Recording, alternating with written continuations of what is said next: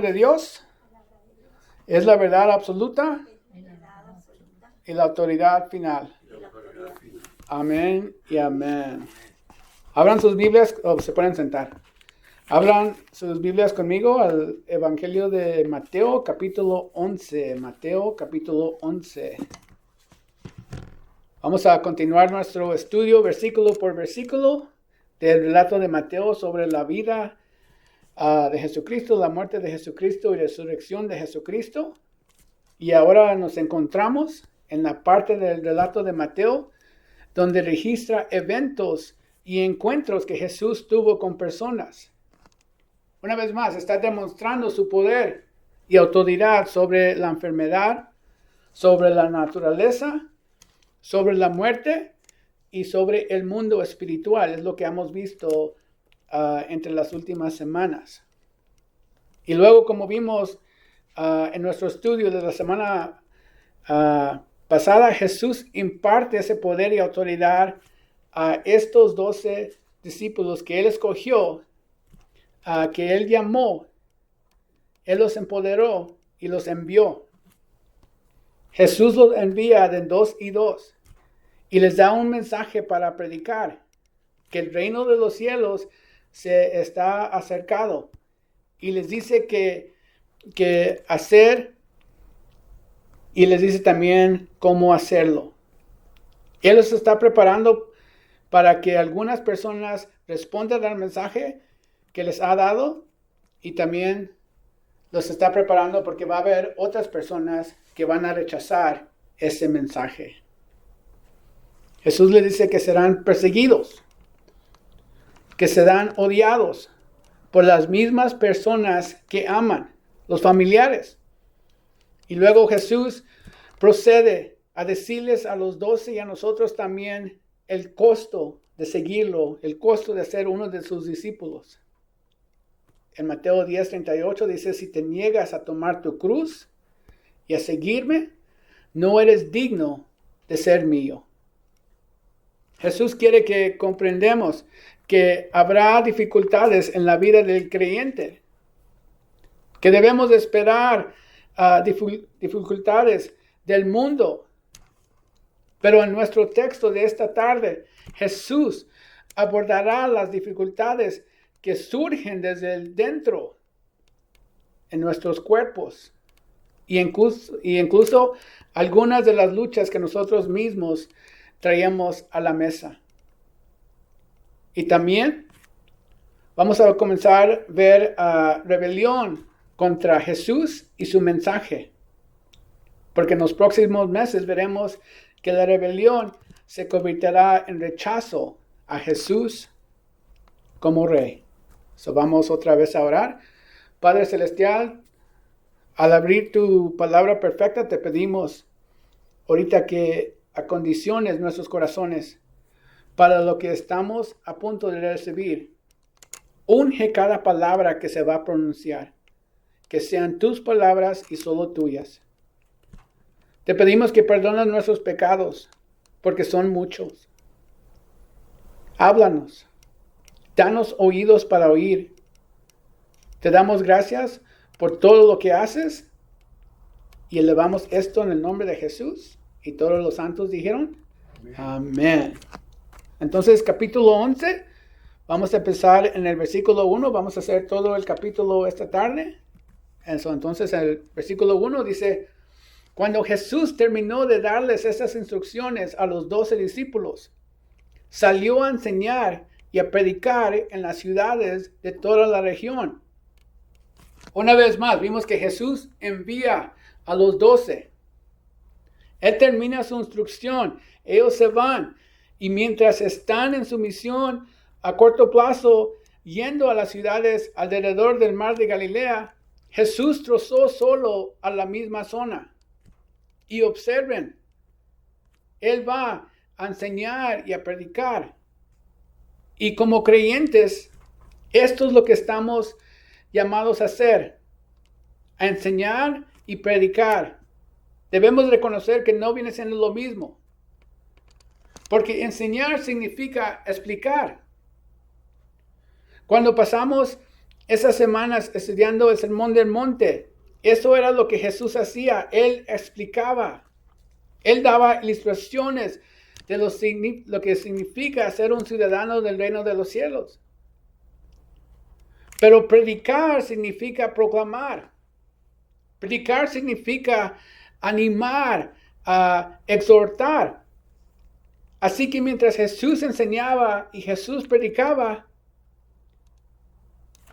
miren lo que sucede en el versículo 2. Dice, Juan el Bautista, quien estaba en prisión, oyó acerca de todas las cosas que hacía el Mesías. Entonces envió a sus discípulos para que le preguntaran a Jesús, ¿eres tú el Mesías a quien hemos esperado? ¿O debemos seguir buscando a otro?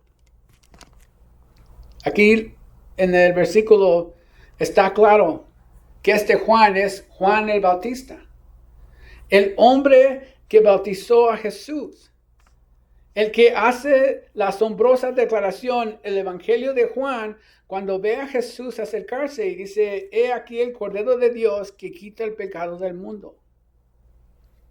Juan el Bautista, el precursor a quien Dios fue el que levantó para preparar el camino del Mesías. Juan el Bautista, el mismo que predicó el mismo mensaje de arrepentimiento que Jesús está predicando y que también predicaron los discípulos. Entonces, mientras Jesús y sus discípulos predicaban y enseñaban, Juan estaba en la cárcel, estaba en la prisión. ¿Y por qué estaba en la prisión? Porque se recuerden que él habló contra de Herodes y su matrimonio ilegal con la esposa de su hermano. Y mientras estaba ahí en la prisión, él escucha lo que estaba haciendo Jesús. Él escucha de todos los milagros que estaban pasando ahí en el área de Galilea. Las maravillas. Y logra enviar a 2 de sus discípulos a llevarle un mensaje a Jesús. ¿Y ese mensaje? Es un mensaje de duda. Entonces la pregunta es, ¿de qué duda Juan el Bautista? Y debemos reconocer que no está dudando la identidad de Jesús. Porque Juan estaba allí. Juan vio la paloma. Él oyó la voz del cielo que les decía, tú eres mi hijo amado en que tengo complacencia. Pero lo que Juan el Bautista duda es en la agenda. Juan el Bautista se pregunta por qué Jesús está en la zona de Galilea y no en Jerusalén. ¿Por qué no están en Jerusalén, en las otras grandes ciudades? ¿Por qué no está Jesús confrontando a Herodes y tal vez incluso dejándolo salir? Entonces lo que está pasando aquí es que creo que muchas veces en la vida del creyente los encontramos en la misma situación que se encuentra Juan aquí. Porque sabemos que la Biblia es verdadera. Sabemos que Jesús es Dios. Sabemos que Él es soberano sobre todo. Pero a veces lo que pasa es que dudamos de la agenda. Y nos preguntamos, ¿por qué me está pasando esto? ¿Por qué Dios no ha hecho nada? Dudamos de la voluntad de Dios. Dudamos del tiempo de Dios. Verás, dudar es cuando pensamos que Dios no cumplirá sus promesas o que Dios no sabe lo que está haciendo. So debemos de reconocer que a veces estamos igual que Juan. En Santiago 1:6 dice, cuando se le pidan, asegúrense de que su fe sea solamente en Dios y no duden, porque una persona que duda tiene la lealtad dividida y es tan inestable como una ola del mar que el viento arrastra y empuja de un lado a otro. Santiago dice que alguien que duda es de doble ánimo.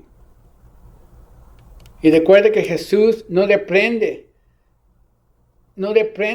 a Juan el Bautista por su falta de fe. Y debemos entender que parte de la vida de un creyente serán esos días oscuros, cuando atravesemos momentos difíciles. Piensen en algunos ejemplos que encontramos en las Escrituras. Es lo que en el Antiguo Testamento. Recuerden que Job no entendía por qué su mundo se había derrumbado. David también es otro ejemplo. David atravesó una gran oscuridad cuando su propio rey Saúl se volvió contra él. Elías huyó de Jezebel y se escondió en una cueva. Jeremías también se desesperó por su vida cuando fue arrestado y arrojado al lodo. La vida de fe se trata de aprender a confiar en Dios en todas las cosas, especialmente entre cuando las cosas están muy difíciles. Hebreos 11:13 dice: todas esas personas murieron aún creyendo lo que Dios les había prometido. Y aunque no recibieron lo prometido, lo vieron desde lejos y lo aceptaron con gusto. Consideraron en que eran extranjeros y nómades aquí en este mundo. Es obvio que quienes se expresan así esperan tener su propio país. Si hubieran añorado el país de que salieron, bien podrían haber regresado. Sin embargo, buscaban un lugar mejor, una patria celestial. Por eso, Dios no se avergüenza de ser llamado a Dios de ellos, pues les ha preparado una ciudad. Nosotros también, como creyentes, pasaremos momentos en nuestras vidas donde las cosas no tendrán sentido. Para nosotros no tienen sentido, pero para Dios sí. Pero tenemos que mantener la mirada puesta en el futuro, en Jesús. Vamos a ver la respuesta de Jesús en el versículo 4. Dice: regresen a Juan y cuéntenle lo que han oído y visto. Los ciegos ven, los cojos también caminan bien. Los que tienen lepra son curados. Los sordos oyen. Los muertos resucitan. Y los pobres se les predica la buena noticia. Jesús aquí está animando a Juan. ¿Cómo? Lo está recordando lo que las Escrituras decían del Mesías, lo que el Antiguo Testamento decía sobre el Mesías. Porque todo lo que Jesús menciona aquí en el versículo 4 y versículo 5, todas estas son referencias del Antiguo Testamento a lo que el Mesías iba a hacer. Dice Juan: ¿quieres saber si realmente soy el Mesías? Si lo que estoy haciendo es obra del Mesías. Jesús le dice a Juan: mira las Escrituras. Isaías 35, Isaías 61, Isaías 29. Juan, estoy haciendo exactamente lo que las Escrituras dicen que iba a hacer. Todo lo que está pasando está siguiendo el plan de Dios. Todo va según el propósito de Dios. Todo está sucediendo tal como debe de ser. No dejes de creer en mí, Juan. Y así lo está animando a Juan. Versículo 6. Dice: y agregó: Dios bendice a los que no se aparten por causa de mí. A veces alguien puede ofenderse con Jesús porque contradice su idea de lo que debería ser la religión. Hay unos que dicen, pensé que se suponía que era diferente. Pensé que el cristianismo se suponía que era diferente.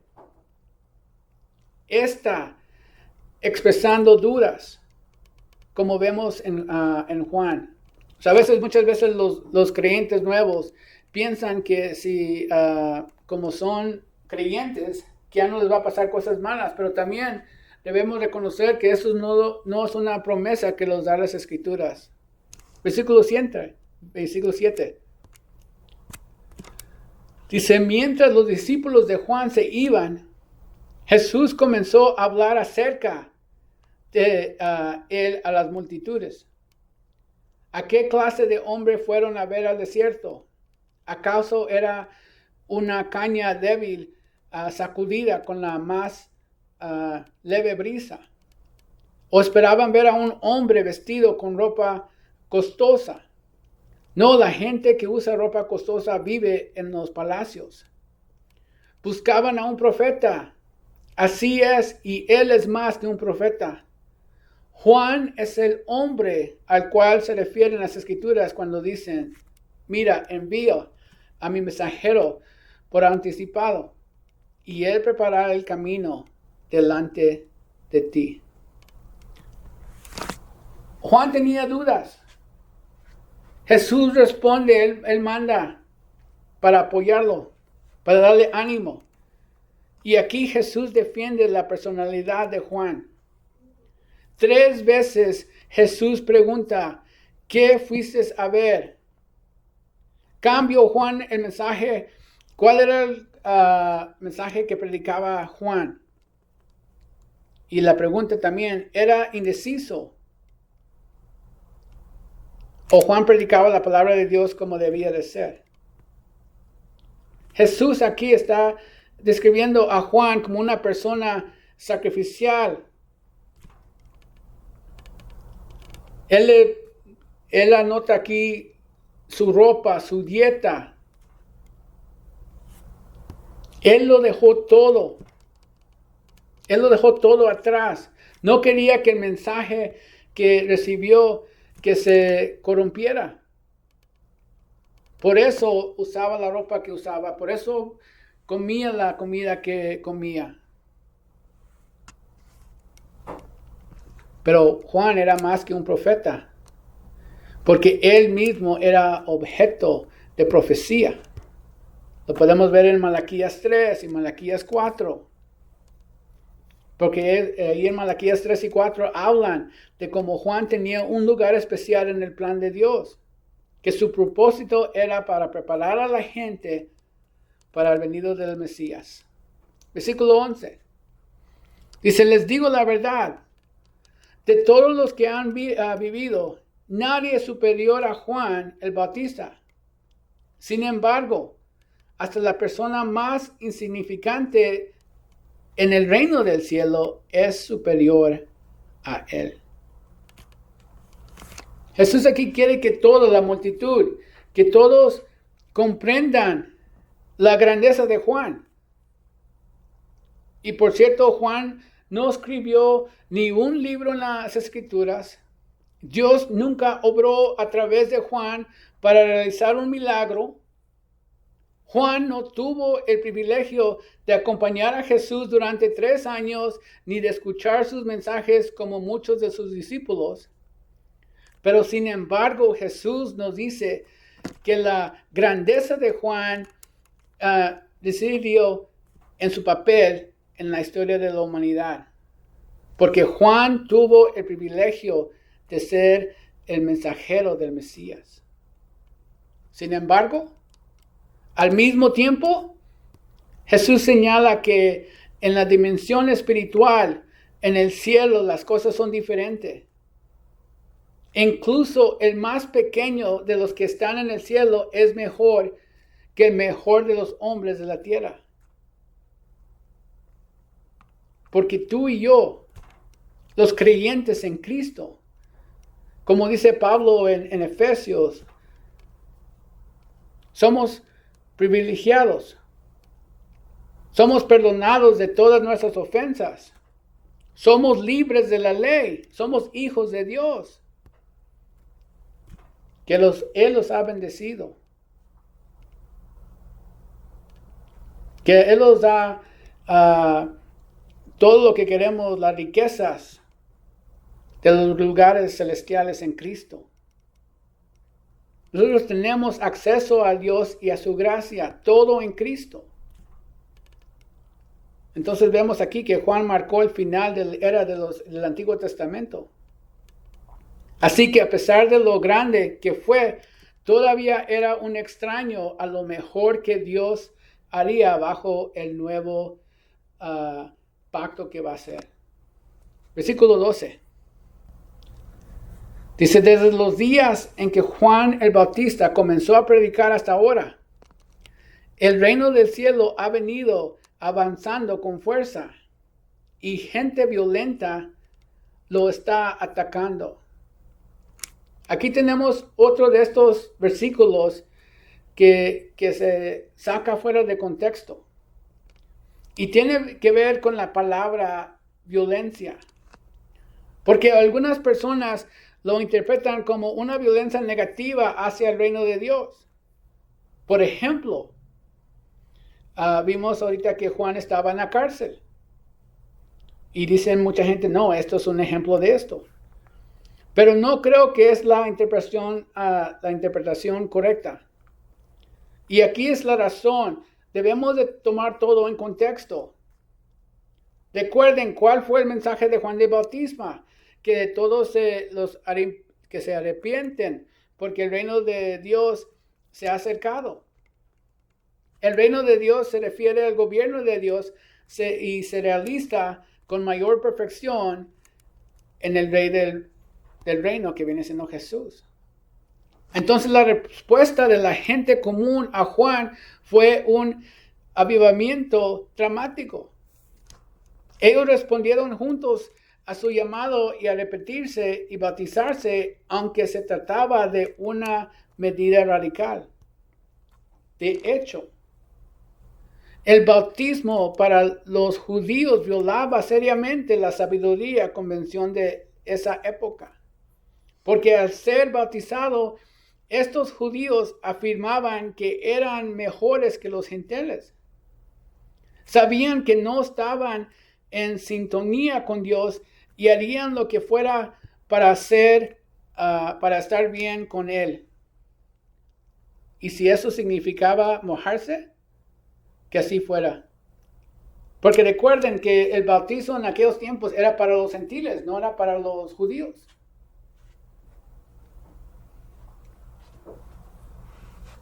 Entonces verán, con violencia, Jesús no se refiere a la violencia física literal.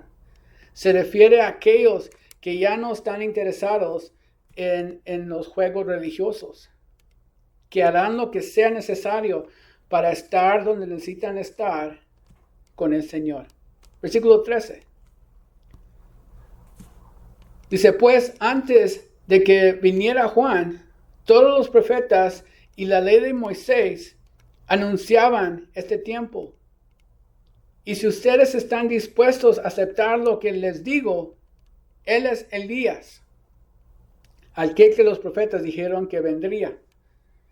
El que tenga oídos para oír, que escuchen y que entienda. Elías fue el primero profeta del Antiguo Testamento. Juan el Bautista fue el último. Y como vimos en el estudio anterior, incluso vestían de la misma manera, se vestían y tenían una dieta similar, que comían miel y langosta. La última voz profética que habló 400 antes de Juan fue Malaquías, quien predijo que justo antes de la venida del Mesías, Elías vendría y anunciará su llegada. Entonces vemos que Juan es el precursor. Yo soy el Mesías.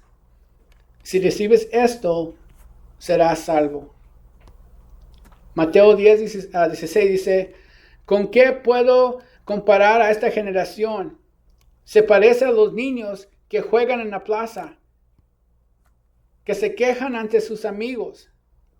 Tocamos canciones de bodas y no bailaron. Entonces tocamos cantos fúnebres y no se lamentaron. Pues Juan no dedicaba el tiempo a comer y beber. Y ustedes dicen, está poseído por un demonio. El Hijo del Hombre, por su parte, festeja y bebe. Y ustedes dicen, es un glotón y un borracho y es amigo de cobradores de impuestos y de otros pecadores. Pero la sabiduría demuestra estar en lo cierto por medio de sus resultados. Aquí Jesús está comparando al pueblo de Israel. Aquellos que rechazaron su mensaje y el de Juan el Bautista. Y lo está comparando como niños malcriados. Dice que los niños no están contentos ni con el mensaje de Juan ni con el mensaje de él, de Jesús.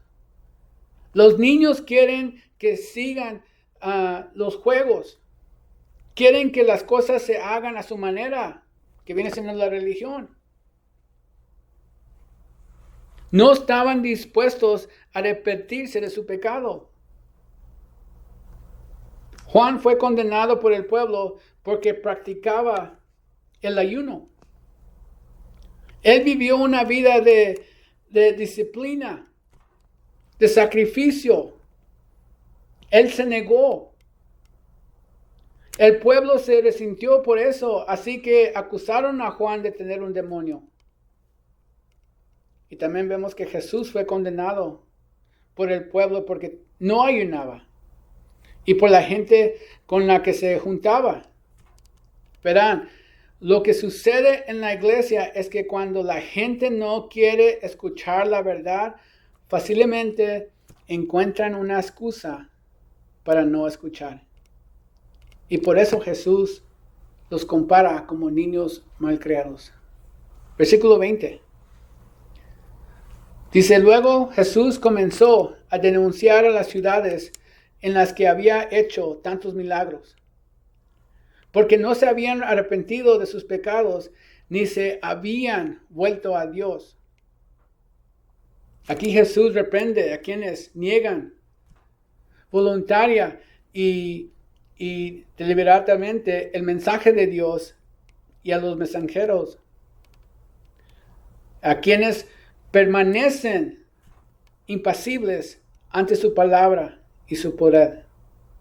Jesús demuestra poder y autoridad sobre la enfermedad, sobre la muerte, sobre la ceguera, sobre la lepra. ¿Y qué hizo esta gente? Lo ignoraron. Lo ignoraron. Ellos fingen como si no había pasado eso. Versículo 21. Dice, ¿qué aflicción les espera? Corazón y Betsaida. Pues si en las perversas ciudades de Tiro y Sidón se hubieran hecho los milagros que hice entre ustedes, hace tiempo sus habitantes se habrían arrepentido de sus pecados, vistiéndose con ropa de tela áspera y echándose ceniza sobre la cabeza en señal del remordimiento. Les dije que el día del juicio a Tirón y Sidón les irá mejor que a ustedes. Y ustedes, los de Capernaum, serán honrados en el cielo. No descenderán el lugar de los muertos. Pues si hubieran hecho en la perversa ciudad de Sodoma los milagros que hice entre ustedes, la ciudad estaría aquí hasta el día de hoy. Luego el versículo 24 dice, les digo que el día del juicio a una Sodoma le irá mejor que a ustedes. Estas ciudades que menciona Jesús aquí, Corazín, Betsaida y Capernaum. Estas son las ciudades donde Jesús realizó muchos de sus milagros, donde sanó los ciegos, los leprosos. Esta fue la base de su ministerio terrenal. Pero en su mayoría la gente rechazó el mensaje de Jesús. Igualmente como rechazaron el mensaje de Juan. Entonces, Jesús señala que estas ciudades son más culpables que Sodoma, Tiro y Sidón. Fíjense, ¿qué tienen en común Sodoma, Tiro y Sidón? Y lo que tienen en común es que Jesús nunca estuvo ahí. Un gran privilegio conlleva una gran responsabilidad. Es lo que está diciendo. Entonces esas ciudades, Corazín, Bethsaida y Capernaum, fueron escenarios de milagros poderosos y públicos. Y eso es algo que debemos de entender. Los milagros no siempre resultan en un cambio de corazón. Porque a veces pensamos que si vemos un milagro, o si la gente ve un milagro, van a haber más creyentes. Puede que haya personas honestas que se vuelvan a Dios gracias a un milagro, pero no olvidemos la lección que Jesús aprendió en Capernaum, que los milagros no convierten a las personas en creyentes a ese tiempo. Hay unos que sí, pero los milagros no. Él primero predicó, luego hizo milagros. Él primero hizo enseñanzas, luego hizo milagros. Versículo 25. Dice, en esa ocasión, Jesús hizo la siguiente oración. Oh Padre Señor del cielo y de la tierra, gracias por esconder estas cosas de los que se creen sabios e inteligentes y por revelarse a los que son como niños. Cuando uno lee el Nuevo Testamento, encontramos 3 momentos en las Escrituras donde Jesús reza una oración de acción de gracias. Uno de ellos es cuando Jesús multiplica los panes y los peces. Otro viene siendo cuando Jesús resucita a Lázaro en Juan capítulo 11, donde dice, te doy gracias por haberme escuchado. Y este viene siendo la otra oración que encontré. Él dice, gracias por haber ocultado estas cosas a los sabios y prudentes, es decir, a los orgullosos, que vienen siendo los gobernantes religiosos, los escribas, aquellos que se consideraban sabios en sus propios ojos. Entonces Jesús aquí afirma que era la gente común la que se aferraba a la voluntad, mientras que la mayor parte de los que se creían sabios lo ignoraban.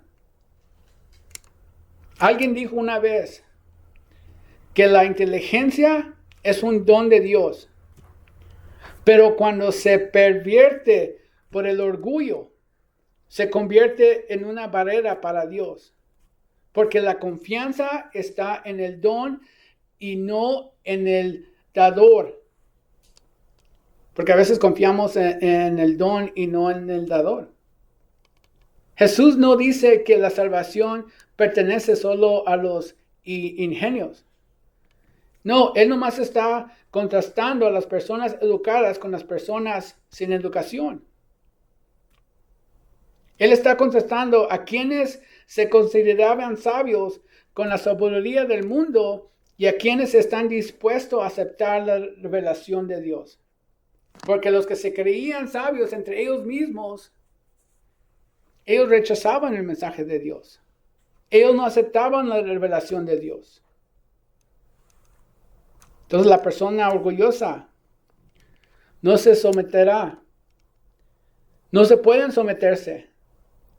No se someterá a la sabiduría de Dios.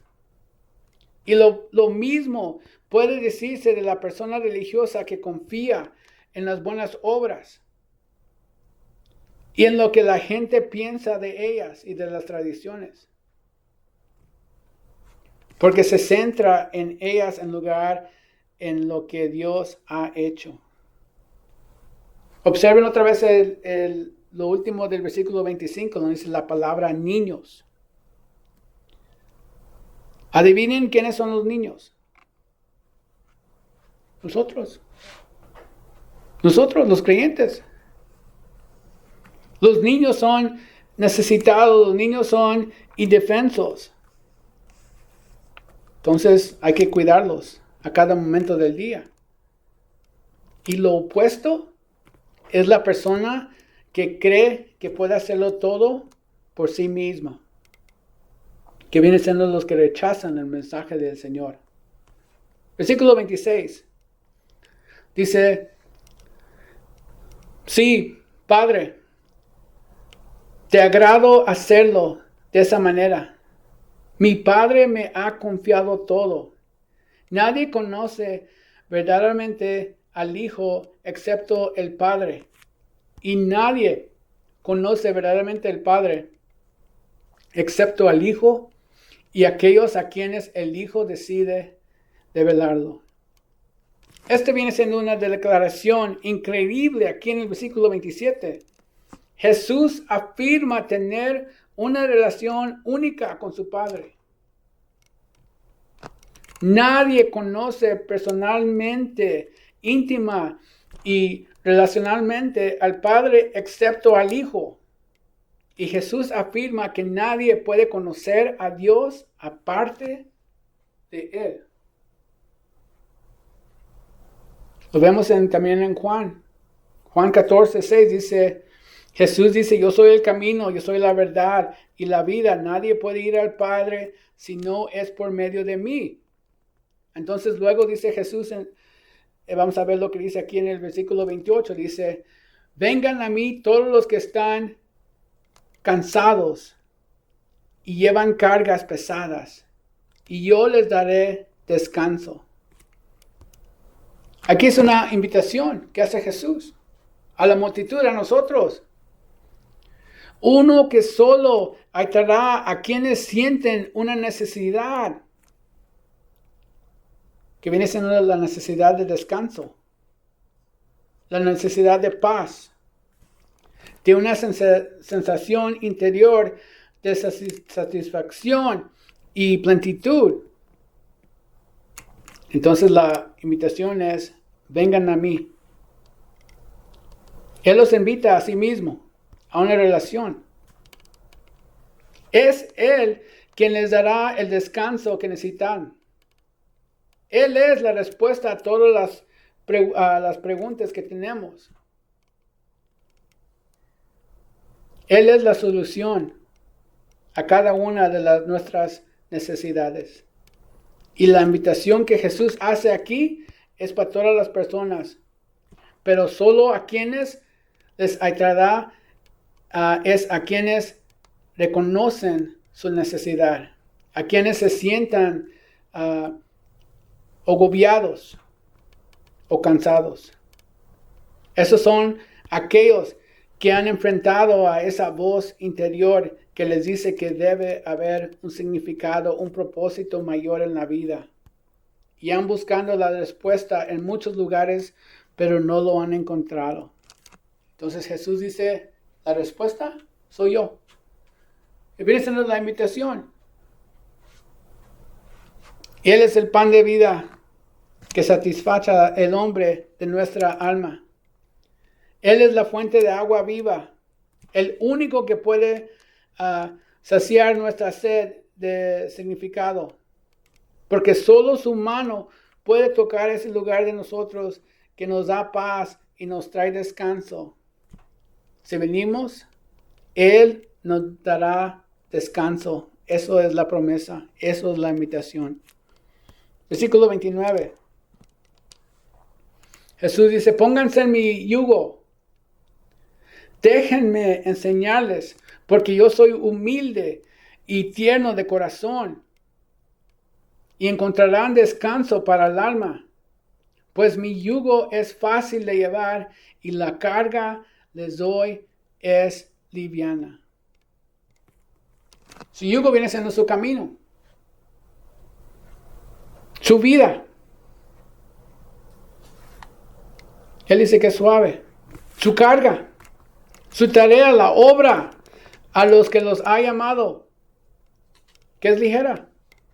Su yugo es suave, su yugo es ligera. Lo hacemos difícil nosotros porque intentamos tomar el camino fácil. Es como abrir una caja e intentar construir algo sin leer las instrucciones. Así es como muchas veces vivimos. Hacemos lo que todos los demás hacen. Eso es lo que nos trae la dificultad. Pero debemos de conocer que la Biblia dice que ancho es el camino y espacioso la puerta que lleva a la perdición. Que estrecha la puerta y el camino que lleva a la vida. Entonces debemos de conocer que unirse a Cristo es volver nuestro corazón hacia el suyo. Es alinear nuestra mente con la mente de Cristo. Él no nos llama a soportar solos los problemas de la vida, o el peso del día, o las angustias del corazón, o las pruebas que enfrentamos todos los días. Él nos acompaña para ayudarnos y para sanarlos, para animarlos y para darnos la gracia suficiente que necesitamos para vivir plenamente y alcanzar la piedad. Entonces debemos de abrazar nuestro corazón a nuestro amoroso Salvador. Debemos de tomar nuestra cruz. Debemos de morir por sí mismo y tenemos que vivir para Él. Porque solo en Él podemos encontrar consuelo eterno y una esperanza radiante. Porque su yugo es suave, su carga es ligera y hallaremos descanso eterno para nuestras almas. Amén. Amén.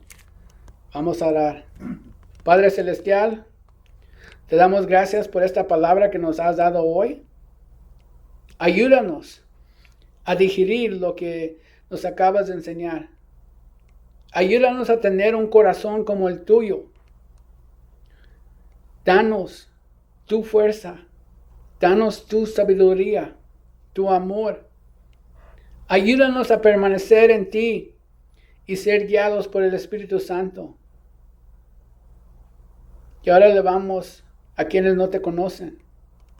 Te pedimos que hagas lo que sea necesario para que tengan una relación contigo.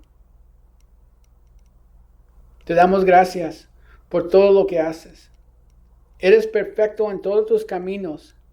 Y elevamos esto en el nombre de Jesús. Y todos los santos dijeron, amén.